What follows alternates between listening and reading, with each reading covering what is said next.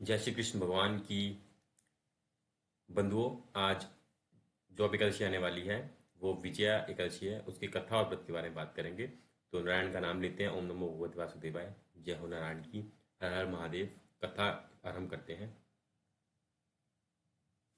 तो विजय एकादशी 13 फरवरी को है। कथा इस प्रकार है। युधिष्ठिर ने पूछा, हे वासुदेव, फागुन गुजरात महाराष्ट्र के अनुसार माघ के कृष्ण पक्ष में किस नाम की एकादशी होती है और उसका व्रत करने की विधि क्या है, कृपया करके बताइए। भगवान श्री कृष्ण बोले, युधिष्ठिर, एक बार नारद जी ने ब्रह्मा जी से फागुन के कृष्ण पक्ष की विजया एकादशी के व्रत से होने वाले पुण्य के बारे में पूछा था तथा ब्रह्मा जी ने इस व्रत के बारे में उन्हें जो कथा और विधि बताई थी उसे सुनो। ब्रह्मा जी ने कहा, नारद, यह व्रत बहुत ही प्राचीन, पवित्र और पाप नाशक है। यह एकादशी राजाओं को विजय प्रदान करती है, इसमें तनिक भी संदेह नहीं। त्रेता युग में मर्यादा पुरुषोत्तम श्री रामचंद्र जी जब लंका पर चढ़ाई करने के लिए समुद्र के किनारे पहुंचे तब उन्हें समुद्र को पार करने का कोई मार्ग नहीं सूझ रहा था। उन्हें उन्होंने लक्ष्मण जी से पूछा, सुमित्रा नंदन, किस उपाय से इस समुद्र को पार किया जा सकता है?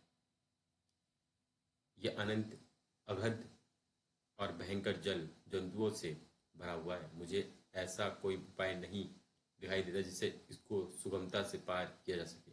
लक्ष्मण जी बोले, हे प्रभु, आप ही आदिदेव और पुराण पुष्प पुरुषोत्तम है, आपसे क्या छिपा है। यहाँ से आधे योजन की दूरी पर कुमारी द्वीप में बागदलम्भय नामक मुनि रहते हैं। आप उन प्राचीन मुनीश्वर के पास जाकर उन्हीं से इसका उपाय पूछिए। श्री रामचंद्र जी महामुनि बागदलम्भय के आश्रम पहुंचे और उन्होंने मुनि को प्रणाम किया। महर्षि ने प्रसन्न होकर श्री राम जी के आगमन का कारण पूछा। श्री रामचंद्र जी बोले, ब्राह्मण, मैं लंका पर चढ़ाई करने के उद्देश्य से अपनी सेना सहित यहाँ आया हूँ। मुने, अब जिस प्रकार समुद्र पार किया जा सके, कृपा करके वह उपाय बताइए।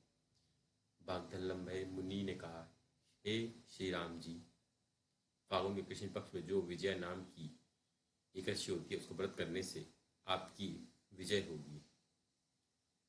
निश्चय ही आप अपनी वानर सेना के साथ समुद्र पार कर लेंगे। राजन, अब इस व्रत की फलदायक विधि सुनिए।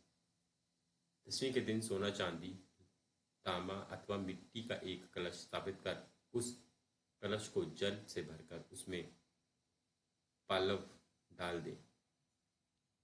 उसके ऊपर भगवान नारायण के स्वर्णमय विग्रह की स्थापना करें। फिर एकादशी के दिन प्रातः काल स्नान करें, कलश को पुनः स्थापित करें, माला, चंदन, सुपारी तथा नारियल आदि के द्वारा विशेष रूप से इसका पूजन करें। कलश के ऊपर सत्य, धन्य और जो रखें। गंध, धूप, दीप भांति भांति के नैवेद्य से पूजन करें।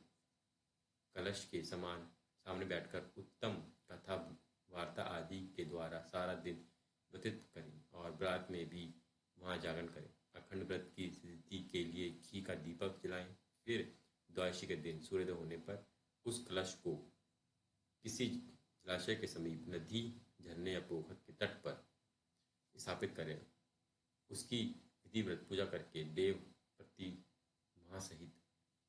प्रतिमा सहित उस कलश को वेद वेता ब्राह्मण के लिए दान कर दें। कलश के साथ ही और भी बड़े बड़े दान देने चाहिए। श्री राम, आप अपने सेनापति के साथ इसी विधि से प्रतापपूर्वक विजय एकादशी को व्रत कीजिए, इससे आपकी विजय होगी।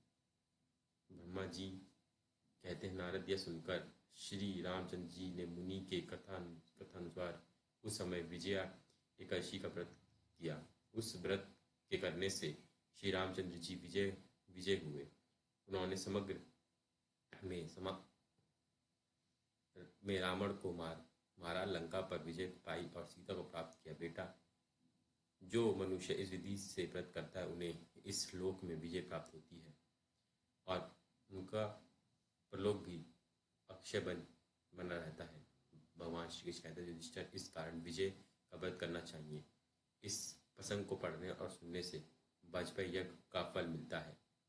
व्रत खोलने की विधि। द्वादशी को सेवा पूजा की जगह पर बैठकर भुने हुए 7 चनों के 14 टुकड़े करके अपने सिर के पीछे फेंकने चाहिए। मेरे 7 जन्म के शारीरिक, वाचिक और मानसिक पाप नष्ट हुए, यह भावना करके 7 अंजलि जल पीना और चने के साथ दाने खाकर व्रत खोलना चाहिए।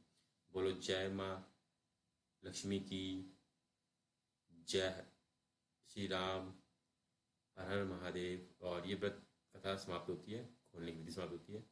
ऐसी और भी वीडियो के लिए चैनल बने रहे। धन्यवाद। राम राम।